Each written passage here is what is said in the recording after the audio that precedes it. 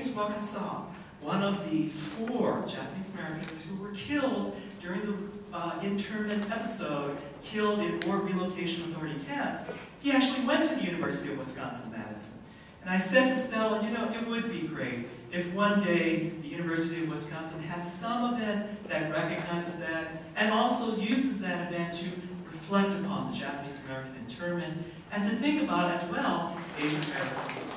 Your program today promises to explore both what is familiar and new about Japanese American internment, and so we're very honored today to have scholars whose work on Asian American studies is nationally and internationally recognized. Our speakers on this panel, The Body is Evidence, are all concerned with the ways in which racial bodies are depicted, not only in the realm of law, but in the more quirky archive of unofficial histories, print media, and visual culture. What is particularly exciting about our panelists today is that they're not merely going to fill in facts concerning the wartime incarceration of Japanese Americans. Rather, they will address how history and culture frame that infamous period in American history. The body of evidence and the evidence of the bodies. Part 1, the body. Sometime around 7:30 p.m. on the evening of April 11th, 1943, James Waqs, a 63-year-old man, was taking a walk when he decided to come closer to a fence. Born in Japan, but coming to the United States when he was younger, James Waqs lived a life of traveling throughout his adopted country. Much of that traveling, much of that adopting happened here in the Midwest.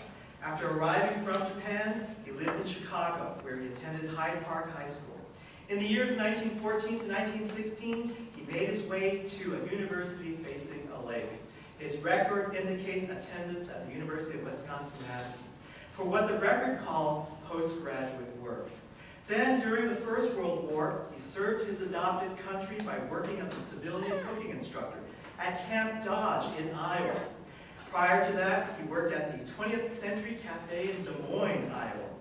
He was a traveler.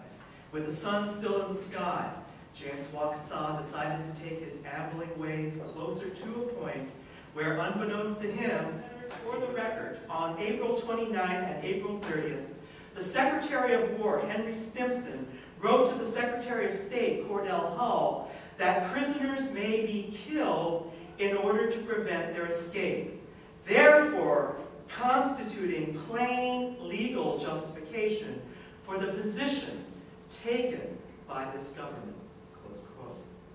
These words need to be underscored because they are chilling in their blunt legibility as well as their unspoken implication that lay beneath. Waqs was shot at 7:30 p.m. The commanding officer of the military police did not notify the civilian authorities of the War Relocation Authority until 8:15 p.m. In the interim of the 45 minutes between the shooting and the notification, James Waqs' body had been removed from the fence to the existence. Topazans put democracy into action. The official WLRA report noted that, quote, strong sentiment was developing amongst the residents and there was outspoken evidence that they were not satisfied with the representation, close quote. By the time an entire audience had heard the news at a conference called by the WRA, that audience was angry and they wanted to change the representation. Quote, they were clamoring for an election of 2 persons from each block to constitute a center-wide committee. Topazans were unsatisfied with the structure of go-between between themselves and the governing authorities. They wanted a democratic What I'm going to talk about for the next 20 minutes are films. Okay?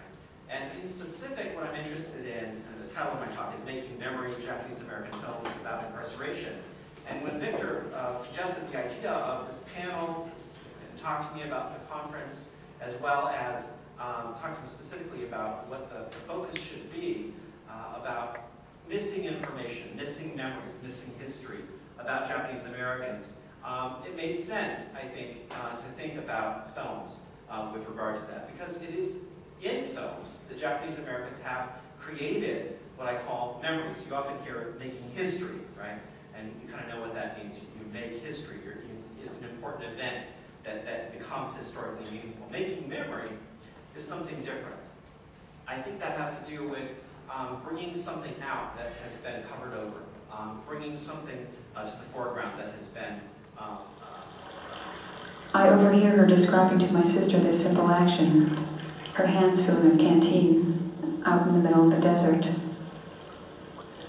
For years I've been living with this picture without the story, feeling a lot of pain, not knowing how they fit together. But now I found I could connect the picture to the story. I could forgive my mother her loss of memory and could make this image for her.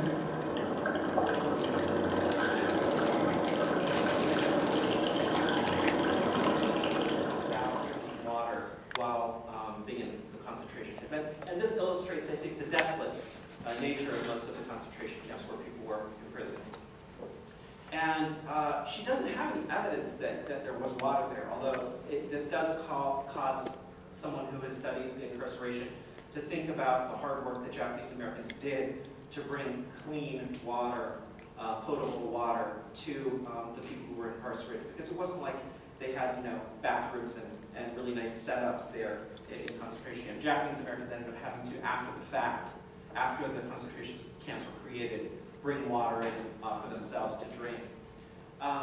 But she creates an image, obviously using an actor, of this kind of memory that she has of... It's the very informal, fragmented nature of this presentation. I'm just going to share some observations based on work that I've done and maybe just sort of talk a little bit about some observations of the war relocation and larger internment camp photographic archive, which is a part of a project I'm working on now. And I must say too, this is a bit of a teaser in terms of an opening slide. I just wanted to bring to your attention a photograph that Coco Fusco introduced me to, which is a photo from the Jackie Iwata collection, which is digitized in the Japanese American National Museum, of Marji Midori Shimizu Hiroshima, who was, yes, coronated and crowned with cardboard as the Queen of the civilian photo archive of famous photographer Ansel Adams, who you all know as a Yosemite photographer, right? Great nature photographer. As Professor Ono mentioned, Ansel Adams was one of a handful of civilian photographers of the internment experience. He was very good friends with Manzanar camp director Ralph Palmer Merritt, and was allowed easy access into Manzanar with his cameras, equipment, and was able to photograph what he liked. He was not a War Relocation Authority photographer, just a civilian photographer who was angry that his Japanese gardener had been interned and felt it was a great injustice that Japanese Americans were thrown behind bars. They're actually named as archetypes, the nurse, the plumber, the electrician, the soldier, the army black. Again, these are all young girls, teens, and adult women who have literally been stitched into a very productive wartime discourse. Cooperative citizens found of Ansel Adams photographing Japanese American schoolboys. And of course, the problem with boys, problematic with Japanese American men and masculinity, is that they can go, as they get older, they can go in one of only two directions. Either they will be reframed in wartime discourse as those mythologized, heroic Japanese American soldiers, the 442nd 100th Infantry Battalion, who were so loyal, patriotic, who spilled blood, proving how American they were. They were so decorated with Purple Hearts and medals. They were called the Christmas tree. Japanese American photographer Toyo Miyatake took. He's a photographer that Professor Ono mentioned. Is probably most famous for having smuggled a camera into camp in the early days when cameras were forbidden, when they were contraband.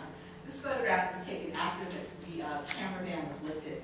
But it is significant, not only as one of the rare portraits of Japanese American boys, but it also contains two symbolic images that are banished in the official War Relocation Authority photo archive.